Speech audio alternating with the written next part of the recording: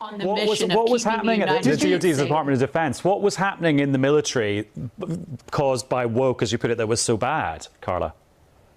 Yeah, so the U.S., the DOD under the radical leftists controlling Joe Biden, who your media never talked about as mental incompetence, and everyone saw it even in 20. Mehdi Hasan dismantles a Trump bootlicker live, and the numbers in the clip land right where it hurts your wallet and trust. In the exchange, Trump is credited with over 300,000 new jobs and 9,000 new manufacturing jobs, yet the rebuttal points to a 101st day with a negative quarter of growth. But here's the twist. It will leave you gobsmacked once you clock the timeline, because the transcript claims 2025 Q1 is minus 0.3% after 2.4% growth at the end of 2024. Add the warning that even 51% of Republicans reportedly fear a recession, and the fallout feels real. So who's telling the truth and who's spinning you? This is what the golden age looks like. God help us when we enter the dark ages of the Trump era. Right, now let's talk to two leading thinkers of the US political circuit. Carla Sands was President Trump's ambassador to Denmark during his first administration, and Mehdi Hasan is a British-American broadcaster and editor-in-chief of new media company Zetio. Thanks for joining us both. Happy to be here, Adam. Happy to see you. Carla, what would be your signature achievement you're looking for in the next 100 days? Right. Well, certainly it's promises made, promises kept. I'm enjoying the 101st day of the golden age of America. And what I hope to see President Trump do is he's right now in the White House, surrounded by some of the top CEOs in the world, and they're talking about the investments that they're bringing to the United States, creating jobs. President Trump has already brought over 300,000 new jobs. Carla, President Trump has already brought a first quarter of negative economic growth, we learned today. President Biden was losing 6,000 jobs a month. President Trump has already added 9,000 new manufacturing jobs. Mehdi? Yeah, I don't know what the golden age of America looks like, but it surely doesn't look like a 101st day in which we have a negative quarter of growth for the first time since the start of 2022. Let's not forget, at the end of 2024, Donald Trump inherited an economy where the final quarter of growth was 2.4% annualized. Today, we discover the first quarter of 2025 is minus 0.3%. A majority of Americans, including 51% of Republicans, say they believe Donald Trump's policies could cause a recession this year. So not sure people voted for a recession or for more inflation from tariffs or for the decimation of their 401ks, the worst stock market 100-day performance since Richard Nixon. He has kind of taken an economy which that left-wing rag, The Economist magazine, called the envy of the world, and he's trashing it. And I'm not sure why. I'm not sure it's ideology, whether it's grievance. He's obsessed with these tariffs, even though every serious economist in the United States and across the world is telling him stop. Some of his own advisors are trying to tell him to stop, but he's not listening. So if this is what the golden age looks like, God help us when we enter the dark ages of the Trump era. Carla, you can't argue with the numbers, GDP figures today. Well, I can. Actually, I can argue with the numbers. So he inherited Joe Biden's numbers. It was an inflated economy from pumping taxpayer money. This was government spending propping up the U.S. economy and creating unsustainable debt. The trillions of dollars of debt President Trump has promised to bring us a balanced budget. Donald Trump added more to the debt in his first term than Joe Biden did in his term. Actually, he had COVID hit, so that's a tilt. That's not fair. COVID hit President Trump's best economy in the history of our country in 2019. Now he's bringing that economy back. You're speaking over me. I didn't do that to you. It's not really so polite. Yeah, let's be polite on the 101st day. Absolutely. Carla, I mean, OK, let's say there's another quarter of negative economic growth and we speak in 3 months' time. Is that OK? Is that a price worth paying for what Donald Trump wants to do to the economy? So what President Trump is doing is, and let's just remind all your viewers, the press in the U.S. covers President Trump 96% negative. It's a miracle he has any positive rating in the polls. But in the U.K. and EU, it's even more negative. So I'm sorry that your media brainwashes you, but the fact is President Trump is doing the hard work of righting the American economy, reindustrializing our nation. We were slipping into a service economy, and you cannot be a great power remember, if you don't make things, you have to manufacture things, you have to make steel and aluminum, you have to be able to make your own ships, and you have to have your own rare earth minerals and prescription precursors. Okay, let me ask Mehdi if he's been... Carla, let me ask Mehdi if he's been doing any brainwashing lately. Well, first of all, the manufacturing boom has been the manufacturing boom was happening on Biden's watch, as all the numbers showed. But in terms of, it's funny to talk about brainwashing when the entire MAGA message is Donald Trump and Fox brainwashing people into believing insane things like the last election was stolen. Last night on American television on ABC News, Donald Trump tried to claim that a photoshopped image of Kilmar Abrego Garcia, the man from Maryland, the El Salvadoran who were caught in the U.S., said could not be sent back to El Salvador. But he defied the court, the Trump administration, sent him illegally back to a torture camp in El Salvador. And Donald Trump went on live TV, and 7 times, Adam, 7 times, he said that MS-13 was written on his knuckles, because this was the digitally photoshopped image that Trump was given by his aides and that they put out to right-wing media. It's a photoshopped image. Trump 7 times claimed to the audience that those numbers... Quick context in plain English. Mehdi Hasan is debating a Trump-aligned former ambassador on US TV. She's selling a golden age story. He's pushing back with numbers and specific claims about what's actually happening. Why should we in Britain care? Because our own politics is sliding into the same habit, slogans first, details late. Art, and when the public square runs on vibes instead of facts, it hits us where it hurts: wages, taxes, the NHS, housing queues, and whether people trust the rules to be enforced fairly. Now the discipline bit, without the lecture.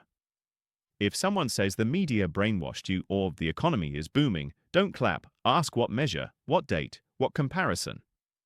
Also, keep categories separate. A court order is the state. A broadcaster cutting someone off is an institution. A platform deleting a post is private moderation. Those aren't the same thing, and pretending they are just makes the country easier to con. Next, you're going to hear a very specific allegation about a doctored image being treated as real. That's not just nasty words, it's a claim about honesty and decision-making. Listen for exactly what is alleged and what's presented as the basis for it.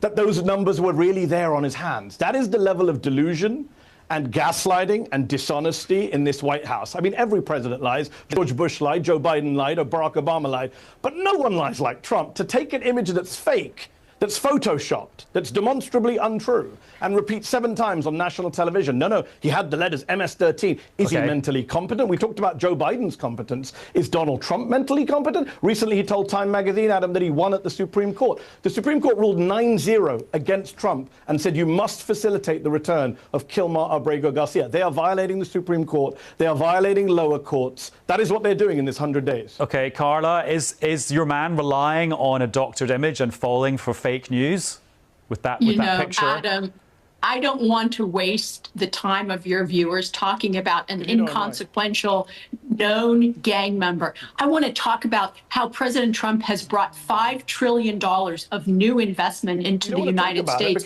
how we're making America healthy again by taking the dyes out of the food and finding actually the cause of autism, a heartbreak for so many American families.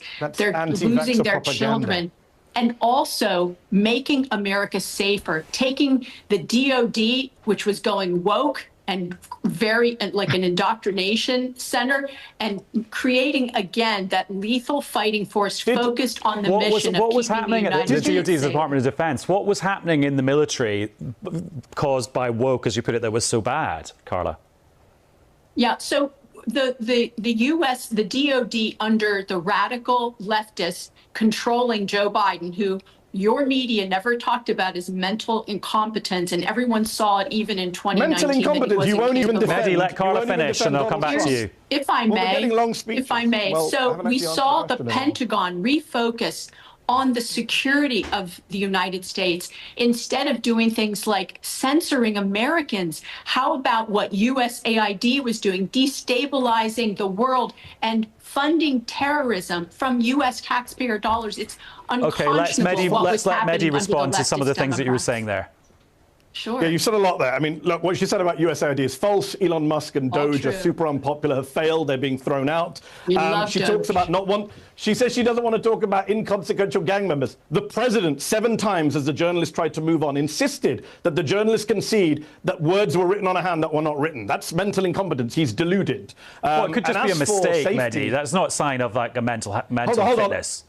Hold on, Adam. He held up a photo that was doctored. That was bad enough a week ago. We were told, oh, he didn't mean it literally. And last night he told us he literally believes 7 times that this guy has MS-13 written on his knuckles, a guy who shouldn't even been in El Salvador, and he's defying a Supreme Court ruling that Carla doesn't want to mention. As for making America safe, Donald Trump pardoned 1,300 rioters on his first day in office. His own Vice President, J.D. Vance, his own Attorney General, Pam Bondi, said he wouldn't do it. He did it. He pardoned 300 people who attacked police officers. Can Carla defend that, or does she want to move on from that? How do you defend pardoning 300 people who assaulted police officers, more than 100 police officers? He pardoned them. How are you okay with that? We're talking about the noise and not what actually matters. Okay. The fact So you that can't this defend those are facts, though, Salvadoran, Carla. I'm sorry, this El Salvadoran citizen had already had a removal order. He had had his day in court. He had had his hearings. He had come in Supreme twice. Court says illegally. 9-0. He must be brought back. 9-0. So I don't think that the Supreme Court of the United States actually makes American foreign policy. That comes from the executive. And so sometimes It's not a foreign policy decision. It's a due process decision. But at the same time, we need to see that our country is run in a constitutional way, and we have separation of powers, thankfully. But what I want to focus on is the great things that President Trump and his incredible administration are doing, bringing down the cost of gas. Does that include pardoning rioters? You haven't answered, Carla. Do you support pardoning rioters who attack police officers? Again, you're speaking over me. You didn't answer my question. You don't even want the viewers to hear the good I'm just news going of to pause what's you happening both in the there, United States. just in the interest of people making sense of what's going on. Last few words from each of you. Do you think Donald Trump will be celebrating peace between Russia and Ukraine, brokered by him, in the next 100 days? Carla, yes or no? Wow, that would be an amazing thing, and we should all pray for peace between Ukraine and Russia. I really hope it's successful. He said it would be harder, that the Israel-Hamas war would be easier to solve than the Russia-Ukraine war. I'm hoping that between Putin and Zelensky and these peacemakers that are coming together, that it will be successful so that the killing ends. That would be the most wonderful 200-day celebration. So I hope that you're right, Adam. Mehdi, any chance? Adam, I'm glad you asked that question. Trump said multiple times he would solve the war in 24 hours. Before he entered office, we're now 240 hours in. We're 100 days into this thing. And 2,400, sorry, I can't even do maths. Yeah. 2,400 hours later, and he hasn't done it, right? Because he lied. Mehdi, you have me questioning your mental fitness after that. I know, my mental fitness, but I conceded I was wrong, and Trump's never done that. 2,400 hours later, he has not solved the Ukraine conflict. He's actually been tougher on Canada and Denmark, our NATO allies, than on Vladimir Putin. Thank you very much, both of you. So what does that tell us? It shows how fast a debate turns into a fight over reality itself. If the transcript is accurate, the accusation isn't I dislike his politics, it's this was fake, and it was repeated as true. That's serious, but notice the standard we should keep. One heated exchange doesn't prove a whole system is rotten. To argue a pattern, you'd want multiple examples, consistent behavior, and something documented, not just a viral moment. Now let's switch to the bit that matters for law and order. When the topic is policing, courts, and consequences, can anyone give a straight answer without swerving? You'll hear a direct challenge about pardoning people who attacked police officers. That's a concrete test, not a slogan. That's the accountability check in real time. When someone is pressed on protecting police, backing the rule of law, and respecting courts, dodging doesn't cut it. In Britain, we need the same standard, firm borders, fair enforcement, and officials who can answer plainly when the stakes are public safety and trust. We don't fix anything by importing America's shouting match. We fix it by insisting on specifics, keeping our institutions honest, and running the country like it matters, because it does.